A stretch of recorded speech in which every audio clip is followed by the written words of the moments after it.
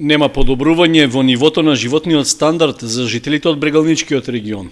Од финансиски аспект, тие се во најнеповолна положба во однос на сите останати во државата, затоа што во просек месечно можат да потрошат максимум до 150 евра, за да ги покријат најосновните животни трошоци.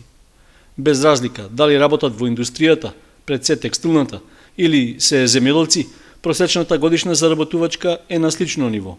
Истражувањата велат дека големи разлики нема ниту меѓу населените места во регионот. Без оглед дали живеат во село или во град, жителите на регионот мора да се задоволат со просекот. Една пензија 9500 дека можеш да останеш. А тук мораш да земеш дрва, сите обврски, значи ние сме со мала пензија и пензионерите сме социјални работници. Мажо ми зема една година како у пензија, најмала пензија 7500, 7600 така.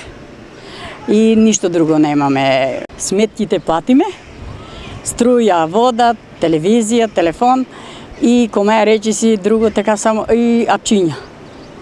Лекови. Разбираш? Е така, а децата се на страна. Како живееме без пари? Со тезга сме, работиме на тезга, имаме давачки многу, резервации, фирма, за нас ништо не останало.